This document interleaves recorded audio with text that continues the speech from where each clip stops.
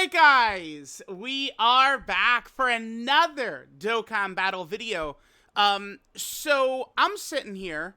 I want to stream at 10 a.m. my time. You guys can see the clock in the bottom right. I want to stream at 10 a.m. my time.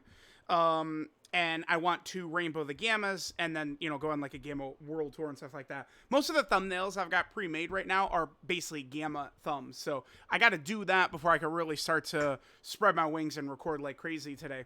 Now, I saw this tweet, and I've seen a lot of discussion, actually, about Beast, right? Like, Connor here is not the only person talking about, like, this type of thing right here. And I thought about it, and I thought, like, actually talking about Beast Gohan in relation to some of the other top characters in Dokkan history, Kale and Caulifla, to be honest, I mean, we'll get into it, but I don't think the 7th anniversary LRs deserve to be here. I don't. They're very good, but I don't think that they're in this class. I don't. Beast, Kale and Caulifla, and then obviously the Boogeyman, STR Gogeta, the first year anniversary character. Now, let's read what Connor says right here. We'll kind of go over my thoughts. We'll discuss it. Now, again, I talked about the Boogeyman with STR Gogeta, and like that's kind of like very relevant with Beast Gohan's power. Remember that the Dokkan community can like really kind of build momentum and kind of just like push like it's like the Dokkan community could be like an avalanche with some of these narratives sometimes. Well, I say Dokkan community, but I mean it's not really. People also say that Dokkan community is like, oh my god, it's so oh my god, the Dokkan community is so terrible. No, it's not. The Dokkan community is the same as any other community, right? Like there's no difference. I mean, you're gonna see all the similar types of things that we've got in the Dokkan community are gonna be in League of Legends and the Naruto community, the One Piece community. Like you're gonna see the same type of stuff. Well, I mean, actually, if anything, the Dokkan community is actually very good, isn't it? Because there's so many like openly trans members of the community who are just like accepted and people don't care. And like, I mean, every once in a while you get a couple of idiots talking shit, but like that's going to happen in any community, right? Like, I think the Dokkan community is actually pretty good. Like, it's not actually that bad. Like people will say, oh my God, it's so terrible. Nah, I would say that the Dokkan community is fine. There's things that could be way worse that don't really happen here. So, it's fine. But a lot of y'all are baiters. Now, okay, so let's talk about what Connor's saying right here. So, in terms of how absurd they were on release, I genuinely do not think this is close. 7th years on release were closer to STR Gogeta than Beast is to the Gods and Fours. Now, here's the thing. A lot of people are talking about how during the 7th anniversary, Red Zone was released, and Red Zone killed, the viability of about 99% of the game. Were just like not usable. They weren't effective, right? Obviously this does not include these two. They were great, of course. They're the best units in the game by far, by a mile. They were, them. You definitely did need their power for some of these 7th anniversary fights. But the thing about this is like we start to get into an argument not on how good the Gods and Super Saiyan 4 Gogeta is or Beast is, but we're really just talking about other characters in the game. I do think it's a very dumb argument. I mean, Connor doesn't really make this point, but a lot of people were applying it to me. I do think it's a very dumb argument that, like, we're not really talking about the merits of Gohan and Gogeta and the Gods, and we're just talking about, like, oh, well, Gohan is not needed. Well, yeah, because we have all these post-Red Zone characters. The game is in truly a much better spot than the 7th anniversary was. I've mentioned this several times, so the 7th anniversary is viewed as like the golden anniversary, and before the 9th anniversary, it was, like, I don't think that's wrong, but it is also a fact that it killed 99% of the game, and, so often during, when was it? The start of 2023, people were crying for harder fights, and then we get harder fights, and people are crying about the hard fights. Oh, we wanted hard fights, but not these type of hard fights. Like, well, no, like, dude, in order for fights to really be tough with how good a lot of the characters have become, just normal power creep throughout the years, I mean, the bosses have got to be toxic. I think Trunks is the hardest fight in the game right now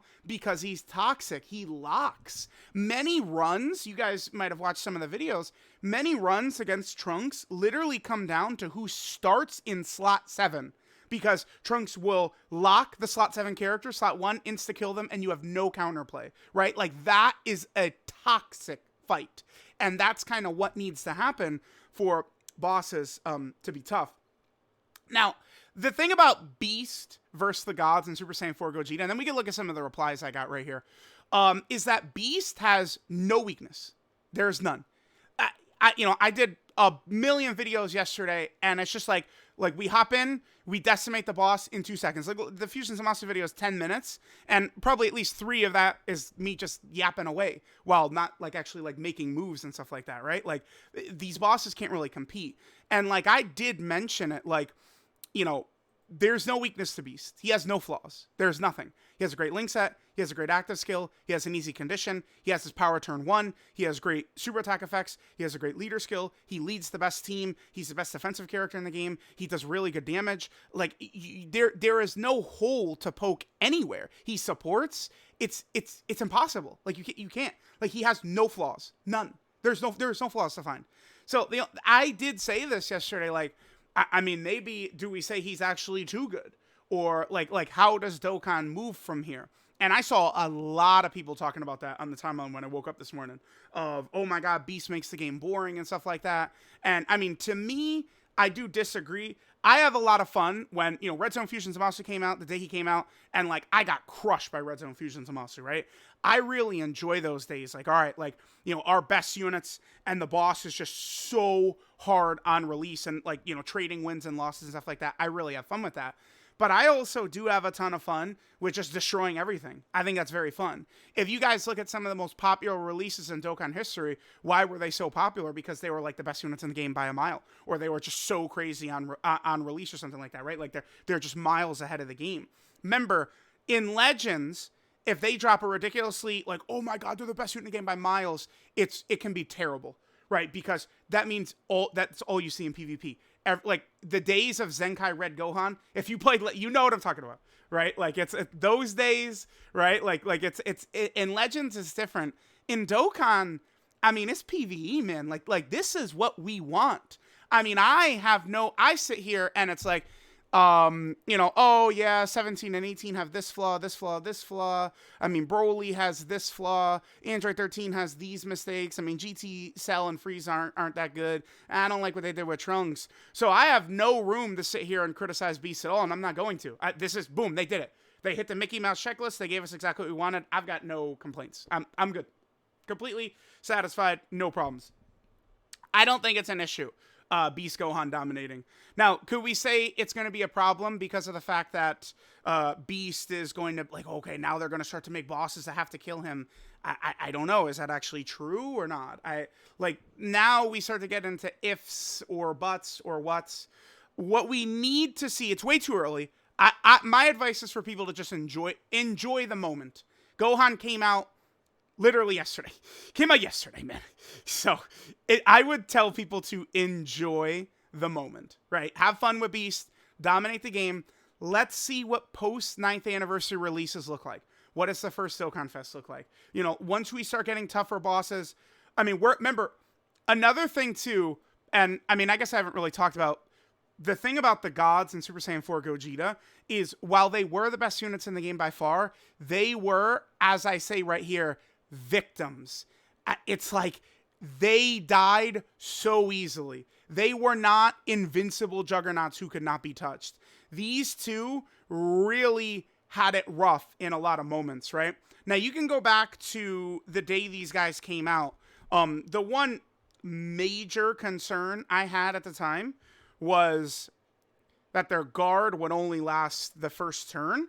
So like if you had them turn 1 and you keep them on rotation, and then turn 3, even back then, they would get crushed on turn 3 if you weren't transformed. But, I mean, they have the gold. This is, if we get transformation characters, this is the gold standard. I think this is perfect. Perfect.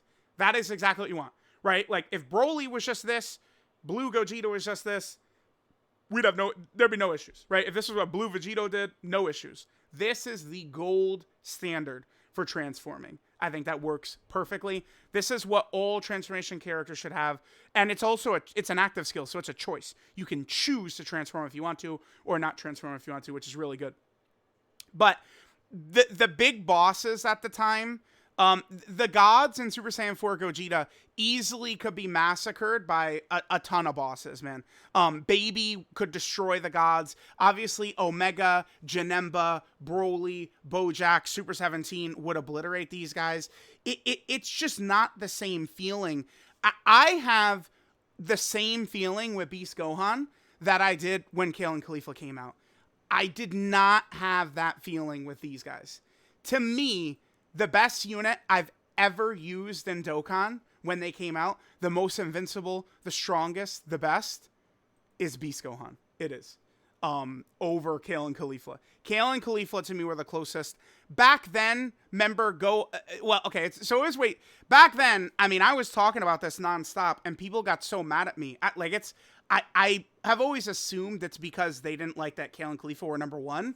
So I'm very curious, like, you know, in a month when I'm still dick sucking Beast Gohan, like, are people going to start to get mad at me? I'll be very curious to see that, because that's what happened in 2019. People started to get really mad. Gohan and Goten came out, and they were very good, but they were not Kale and Khalifa. And I remember people were desperate to say, no, I think Gohan and Goten are better. Like, it is desperation. AGL LR Gohan comes out. People were, yeah, he's got to be one. He's got to be one. He's got to be one. And it's just, it wasn't the case. I mean, in hindsight, this character may even have been better than the 5th anniversary Blue Fusions who came out in January of 2020. Like, this unit was busted. Now, we could also talk about Orange Piccolo here, but, I mean, Orange Piccolo was number one, and, I mean, he had, the greatest ability, which is to protect your allies. But Orange Piccolo did not, like, he does not, his thing is that Orange Piccolo has been, like, the same good forever.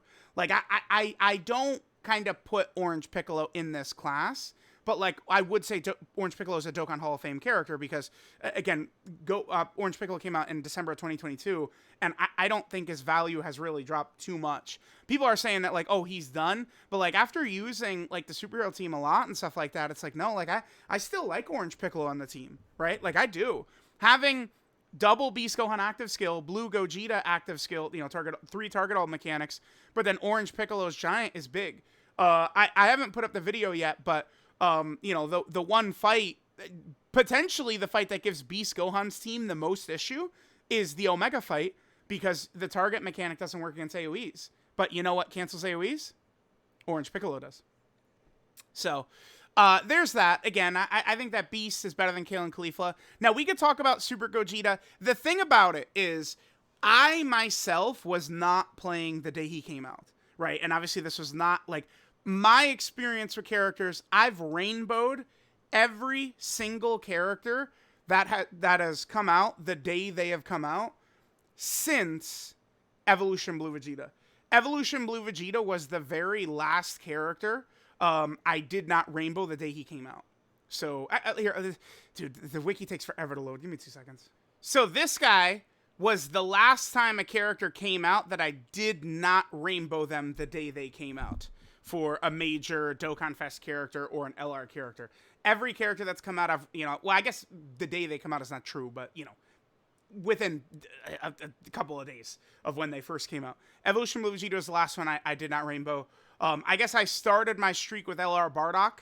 I remember this took 8,000 stones to rainbow him. I remember it was a crazy summon stream. Obviously, back then, there were very few LRs in the game, and I was pulling LRs like crazy. It was nuts.